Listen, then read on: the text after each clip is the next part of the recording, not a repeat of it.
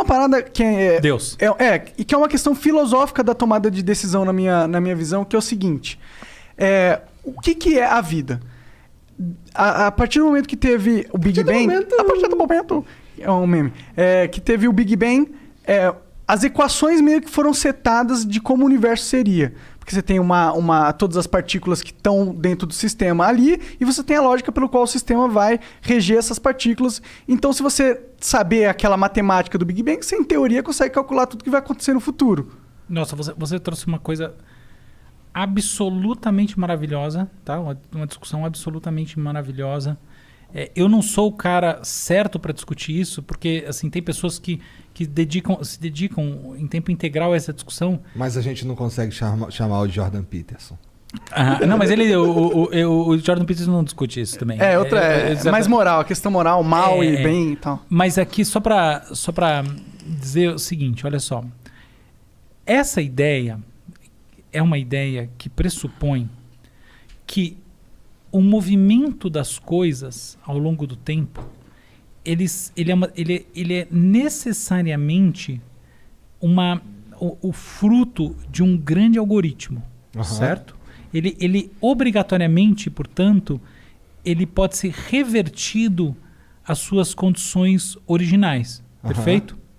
Existe uma teoria alternativa, que é uma teoria computacional do que diz o seguinte: é só na computação das coisas que as coisas vão se revelar. O que significa o quê? Existe um componente de acaso, vamos falar isso de uma maneira bonitinha, existe uma estocasticidade intrínseca, que quer dizer só o seguinte: shit happens, que não é previsível por mais que você tenha todas as equações do sistema original.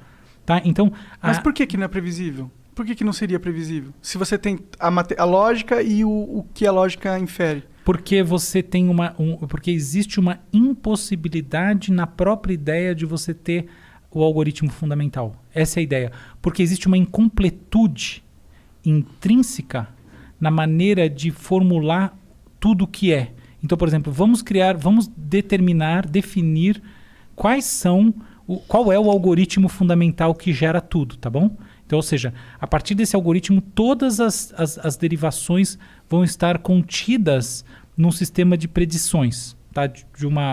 Da mente de Deus. O problema desse algoritmo que habitaria a mente de Deus é que ele assume que existe uma completude na maneira de prever as coisas. Só que, eventualmente, existe uma incompletude intrínseca, que é uma incompletude que está na própria essência da matemática. E você não vai conseguir nunca ter esse algoritmo pela própria definição do que é um algoritmo. Entendi. O que no fundo é simples de entender. Só que a hora que a gente vai converter isso em equações e tudo mais, você vai chegar numa coisa alguns teoremas muito complexos. Não, imagina, para você provar que isso é verdade, imagino que... Pra provar a inconsistência matemática do universo, tá ligado? Exato. Assim, eu conheço gente, depois eu posso até indicar um cara pra vocês falarem. Talvez a pessoa mais inteligente que eu já vi na minha vida é o meu melhor amigo, por sinal, que é o Fábio Tal. Ele é um matemático, hoje em dia é professor titular do IME da USP. E ele é um cara que ele consegue colocar isso de uma maneira muito séria, porque ele conhece toda essa matemática. Então talvez seja uma pessoa legal para vocês conversarem sobre isso. E existem outras, tá? Mas o ponto... desculpa. Não é que eu só acho que se falou algoritmo de Deus, eu acho que é o oposto. Na minha visão, eu não acredito nessa visão o argumento que eu dei é destino. Existe uma lógica, existe a matéria, existe a lógica pelo qual a matéria funciona, portanto, tudo está predeterminado, nada do que a gente faz é realmente uma escolha. Aí está na questão da escolha. É sempre algo que a gente ia escolher isso porque é a lógica da vida. Eu não concordo com isso, eu não acho isso. Só que eu não acho que esse algoritmo tem a ver com Deus, justamente o oposto. Porque se esse algoritmo fosse verdade, a ideia de Deus não faz sentido. Muito bom, muito genial o que você falou, enormemente verdadeiro. Você não precisa de Deus para falar desse assunto, eu só usei a palavra Deus porque fica bonitinho. É isso mesmo. O algoritmo essencial. Talvez o algoritmo essencial não exista, porque existem hipóteses sobre como a gente pode criar fórmulas essenciais sobre as coisas que dizem que sempre haverá uma incompletude. Esse é o ponto, tá bom? E isso, na verdade, é um ponto que me deixa muito feliz, pelo qual ele aponta que talvez... Porque eu acredito em Deus, tá?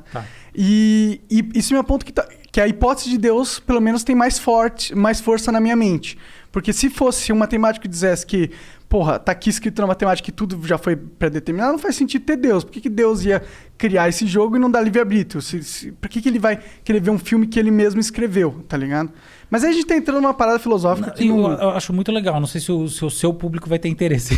Ah, vai. Ah, não. Não, então por mim podemos discutir essa parada muito legal. A propósito, é melhor você olhar por um outro lado, tá? Que assim, minha sugestão para você, que é o seguinte: a questão do livre-arbítrio, ela não necessariamente ela precisa ser relacionada diretamente à questão da estocasticidade das decorrências ao longo do tempo, tá bom? Isso é. Eventualmente você pode dizer o seguinte: não existe livre-arbítrio porque para eu tomar uma ação e para eu processar alguma coisa na minha consciência e para eu ter um sentimento ou o que quer que seja, existe um processo que é estruturado dentro do sistema nervoso. E quando ele chega nessa etapa em que ele surge a consciência, na verdade ele está sendo lido. Ele não está sendo produzido.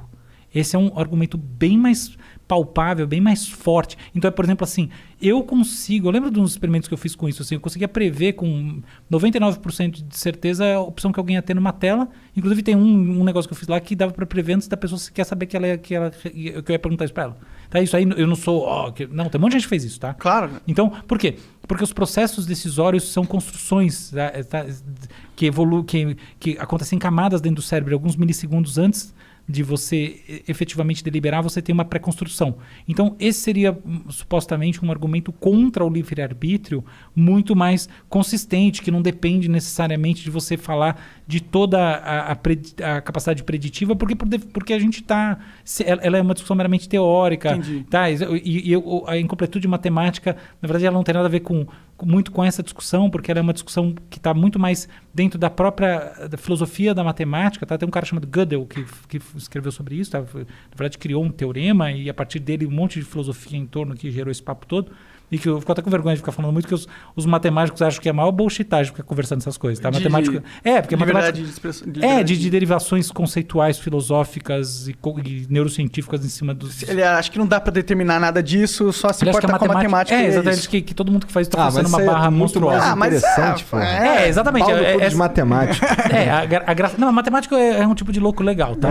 Não, eu gosto pra caramba, mas eu gosto de discutir sobre as loucuras que eles inferem também. Exatamente, só que eu quero ter liberdade de brincar em cima.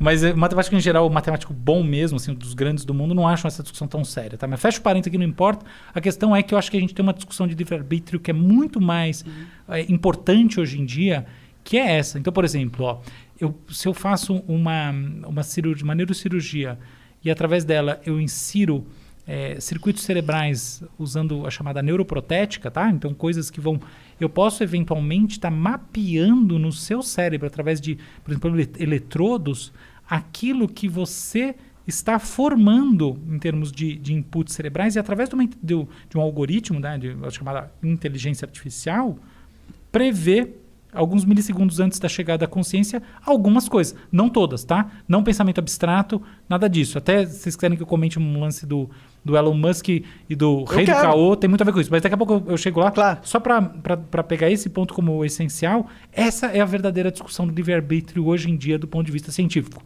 Porque, de fato, os processos decisórios, os processos perceptivos, né, e as representações mentais na consciência, que em última análise são percepções, eles têm, e os processos motores, fundamentalmente, eles não são simplesmente emanações de si mesmo, eles são leituras que você faz de si mesmo. E elas tomam tempo, tá? Então elas têm... E não é o tempo... no sentido que os físicos tomam. Não. É o tempo do mundo mundo físico, do mundo newtoniano, tá? Milissegundos, assim, tá? Não é o tempo. Não, é milissegundos. Toma tempo esse troço.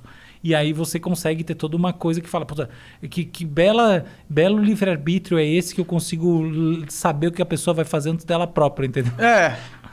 Mas então, aí dentro dessa discussão, eu acho que cabe, tipo, existem ações que a gente tem o nosso sistema automático. Sim. Né? Que é um sistema... 90% do cérebro, ele tá fora da consciência.